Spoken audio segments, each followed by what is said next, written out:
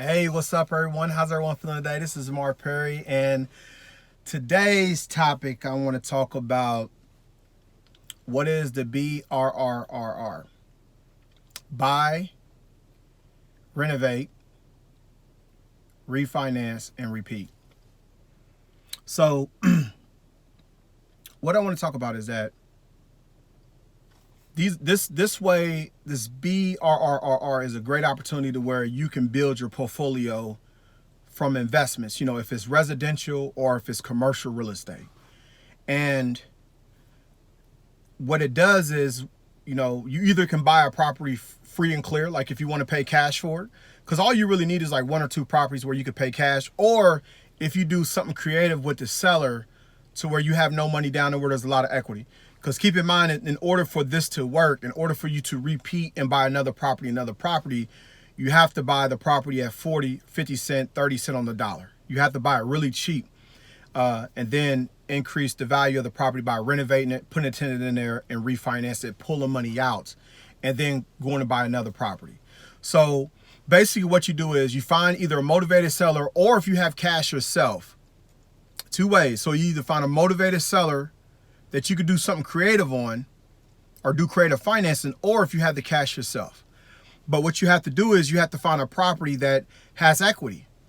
So let's say, for instance, if you have a property that's the ARV is 100,000 and it needs work to it, but you pick that property up for 20,000.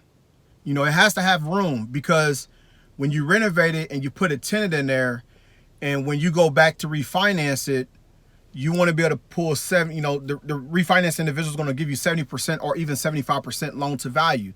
So if the loan to value is 100,000, they're going to give you 70% of that. So that's 70,000. So you could pull 70,000 out. And let's say if you put in renovation 30 grand, and maybe you owe the seller 10,000 on the seller financing, you can pay those off. That'll be 40, and then you'll be left with around what, 20,000 or 30,000. 30,000. So you could take that 30,000 and you can go buy another property. Now it depends on what market you're in. Like if you're in California, New York, it's a little bit different, but it still can have the same concept. You just got to put the numbers together to where it makes sense. And keep in mind as well, when you go refinance it, it's tax free because you're getting a loan on it. You're getting a loan for it. So if you have an extra $20,000 or $30,000 profit, once you refinance it, that's tax free. So you can go take that money and you can go buy another investment. That's what's so cool about it. And you can actually do this on residential. You could do this on multifamily. You could do this on storage facilities. You just got to find the value. I mean, if the value is there and the equity is there, you go in, you renovate it, you rent it, you refinance it, and then you repeat. You just keep doing it. And then that's how you build a portfolio. There was actually an individual that I know that did that, and he created like 100 houses just by doing that, just by repeating the cycle, repeating it. Because you don't have to still use your money. You can still do something creative with the seller. You could do a lease option, or you can do seller financing, to where you could just tell them like, hey, look, I will give you, you're motivated. Can I give you your 10,000 once I refinance it? And that means you got into that deal with no money, because you're waiting. You're gonna give them their money once you refinance. Maybe pay them a little small note, but you're gonna give that refinance. You're gonna give that money to them once you refinance the property. You see, so this is a great strategy, and it's called the BRRRR method. And you basically just buy the property, buy it cheap where it has equity, and then you renovate it. When you renovate it, after you get done renovated, you get a property manager, or if you want to manage it yourself, they get a tenant in there. The tenant's in place. Now you're going to get cash flow. You're going to refinance it. You're going to go to a lending company.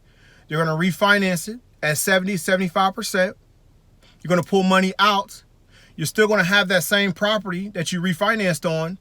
Now you're going to have a loan towards it.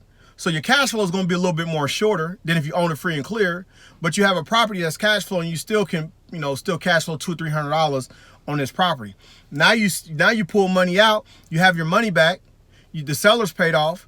Now you can take that money and you can go reinvest into another property. And then what you do is you keep doing the same cycle over and over and over again. And then next thing you know, you got 10 properties, 15 properties, 20 properties. And then you just keep going with it. You keep going with it. So this is a great opportunity to do it. And the same thing as multifamily, but except with multifamily, you're going to have a lot more equity.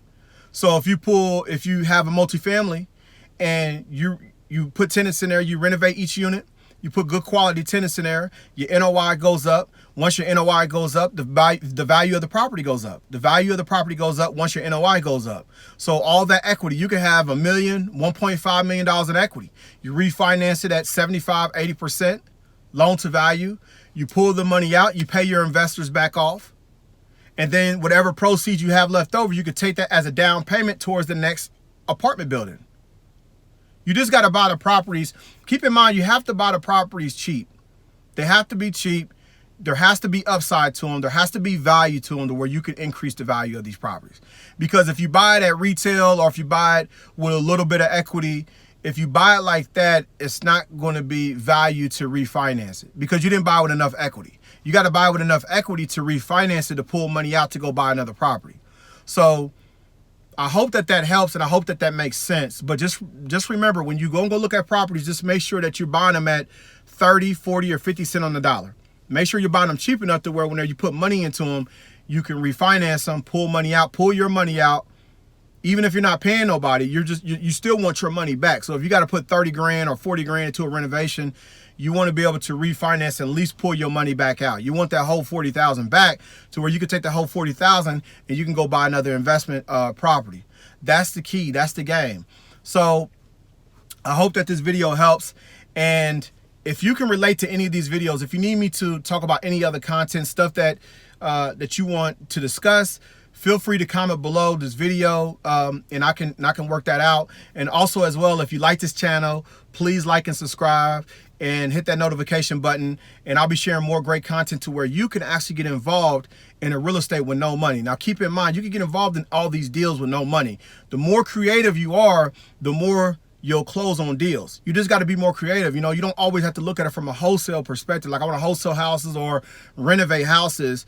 Do seller financing on properties, do lease options on properties, do stuff like that on properties to where you can be creative. The more creative you are, the more options that the seller got to play with. See, what we do is we actually send out 3 offers, sometimes even 4 offers, to see which one the seller can relate to. We don't always have to buy them at 50 cent or 40 cent on the dollar. But if you're going to refinance, you want to buy them at that price. But if you're looking to do a lease option with another tenant, or if you're looking to do a seller financing, you don't really need to buy them at 40, 50 cent on the dollar. You just want to make sure whatever your strategy is, you need to pick it up for that. Like if you're going to take over the property subject to, you want to make sure, okay, well, if I take it over subject to, I'm going to go find a lease option tenant that wants to purchase property. Now, who is a lease option tenant?